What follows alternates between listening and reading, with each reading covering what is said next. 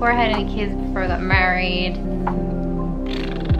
2000 and I don't know, but it was like a long time ago.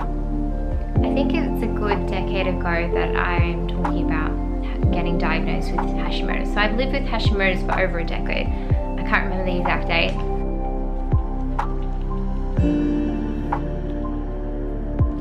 Hey, welcome back to my channel. Today I'm doing another health video, and I know what you must be thinking. If you watched all of my other videos, you must be thinking that, man, this girl's got a lot of problems, and yes, I do.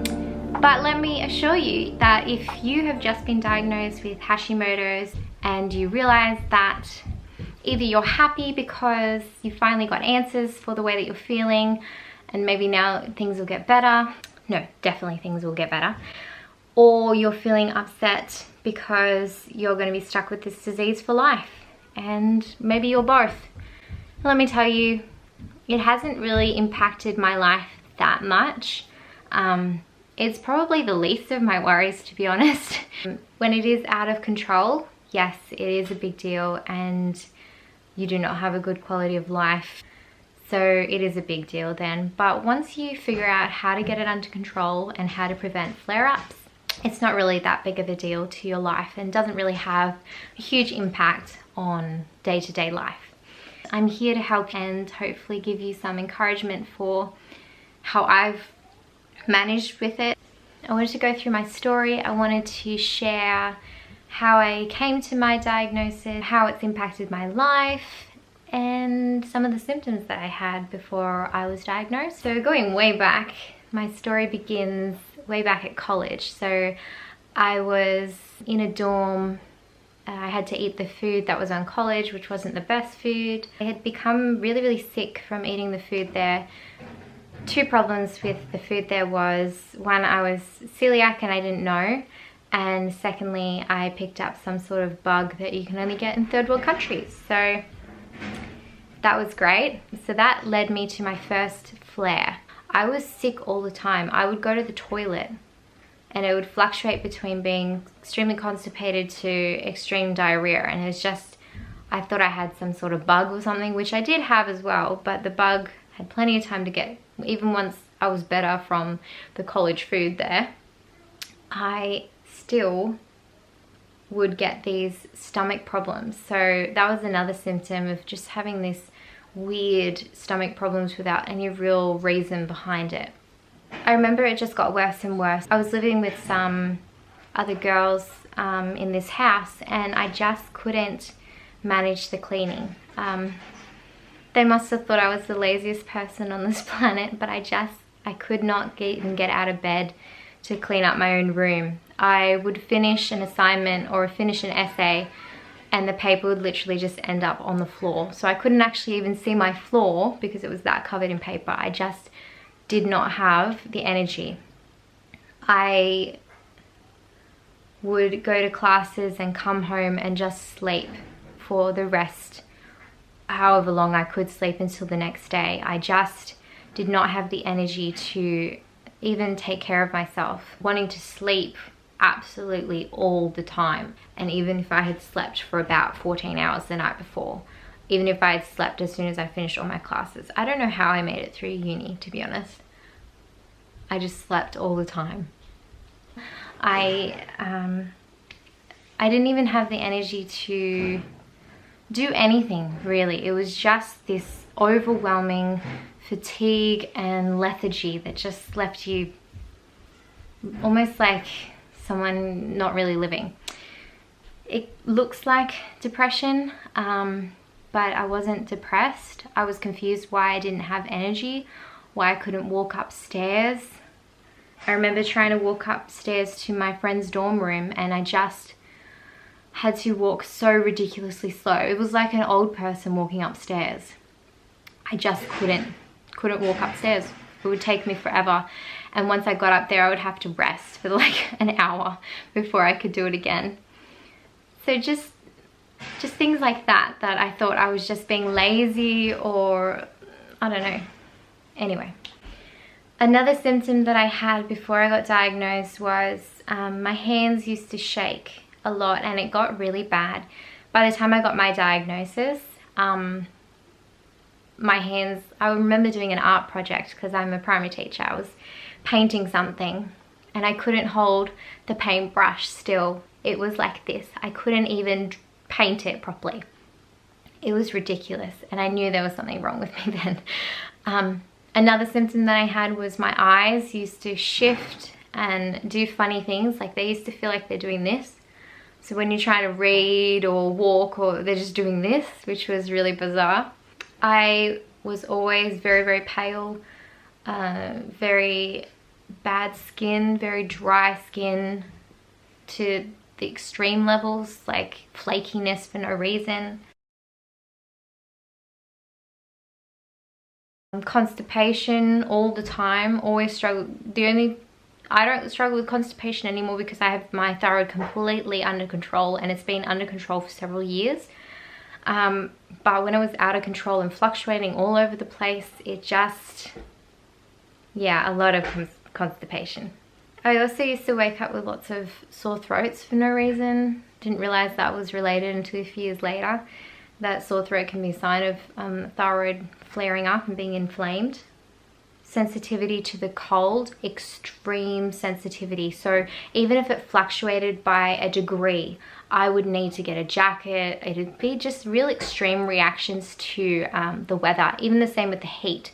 So I have to be in this perfect zone of comfortableness temperature. Otherwise, if it goes either side, I end up needing to like take all my clothes off or put on all my clothes that I own. Unexplained weight gain. So I haven't had a huge problem with this except for now that I'm on steroids.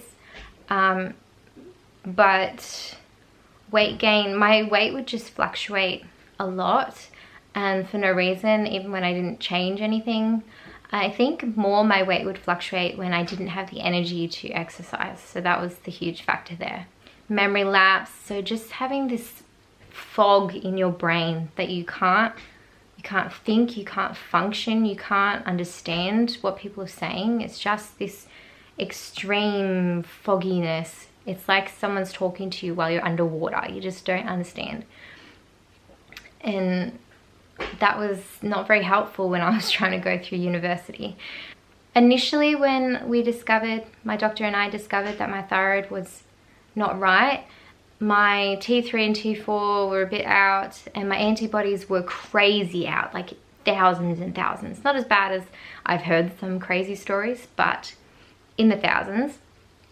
But now the only indicator of my Hashimoto's is actually just the antibodies, which they don't technically test for. So if you are someone who knows that you have a thyroid problem or has an inkling that you have a thyroid problem and all your thyroid tests come back normal, make sure you ask for Hashimoto's antibody test, because they don't test for that unless you ask for it. TPO antibodies, and I think it's AB antibodies. So I would ask the doctors to test for those specific antibodies. I'll see if I can list them below because I can't actually find them right now, but they have specific names and they're related to the Hashimoto's antibodies. Because most of the time my thyroid levels are normal, but my antibodies are like crazy out or, you know, not quite right. Lately, I think my T3 was the only problem that I had. So it's just constantly monitoring with your doctor and just getting tests and adjusting where it's needed. So for example, I was taking too much thyroid extract, so I needed to cut that in half because it was affecting my T3. But that's actually a good thing. It means I didn't need as much medication as I was taking, so that's a good sign. I haven't had any issues with my thyroid since. Thyroid and pregnancies. Hashimoto's in pregnancy can be a little bit scary because it can get a little bit out of control. We weren't expecting to fall pregnant with my second, with Alyssa, so quickly because it was after a miscarriage and I just wasn't ready for it yet. And my thyroid levels were probably the worst that they had ever been with her in that pregnancy. But we managed to get it under control and we just closely monitored and I ended up taking thyroxine for her, and that's the only time I've ever taken thyroxine. All the other times I've been on thyroid extract. Out of all my diseases, I would say Hashimoto's has been one of the easiest ones. The easiest to control and to be able to be on top of my symptoms. I do still get a lot of dry skin and sometimes inflammation in my skin, but I found ways to manage that, and it's quite easy to manage. So I will say that they misdiagnosed me initially. They thought I had Graves' disease, and let me tell you, I researched Graves' disease and that's pretty horrible. But yeah, it turns out I don't have Graves' disease, I have Hashimoto's, because I swing between both. Graves' disease, I think, is just hypothyroidism, whereas Hashimoto's can swing between hyperthyroidism and hypothyroidism, which I definitely do. I'm never in the middle, I'm swinging either way. What else do I need to tell you? Heart palpitations. Forgot to mention that. I used to get heart palpitations all the time. And it surprised me because when I researched heart palpitations, I was thinking it was meant to be like and all uneven. But actually this was just like pump, pump, pump, pump. And I could feel it pumping. And it was like my heart wanted to give up. It was just very intense pumping. That's how I can describe it. The kind of pounding where you can feel it in your head, like boom, boom, boom. So heart palpitations was another one. It can be really scary as a uni student to be diagnosed with this condition that you're going to have for the rest of your life. And I do remember I was away from my family. I was in a long distance relationship with my boyfriend, now my husband. And it was a really depressing and hard time. And I felt very, very alone. And my housemates didn't understand what I was going through. It was just a really, really hard time. And it's hard to express to other people how it actually feels to be so helpless and trapped in your own body and to not be able to do things because you just physically can't. You don't have the reserves. You don't have the energy to do it. And that was a really hard time for me where I had to push myself to what would have felt like extremes for a normal person, but it had to be done for me just so I could get through it all. Get through uni, get through life. I just had to push myself to extremes. And no, it wasn't healthy. I probably should have slowed down a bit, but it is what it is, and I made it through. And I may have done permanent damage by not slowing down and relaxing and really focusing on my health. I just constantly, I didn't know how to focus on my health at such a young, like adult age. I was only just an adult. And I've learned a lot through the decade of how to slow down, manage stress, prevent flare-ups, and all of these different things that have really helped to keep my thyroid healthy, keep me healthy, and just taking life a lot slower. Make sure you constantly get monitored for your thyroid, because one minute it can be completely fine and the next minute it can be completely out of whack. Especially with antibodies, they can get quite out of control, so catching it early can help it come back into a safe range for you. So I would just suggest that you take life easy, monitor it, but don't focus on it, don't obsess about it. And I don't know what to say about all those special Hashimoto's diets. I don't follow a special diet.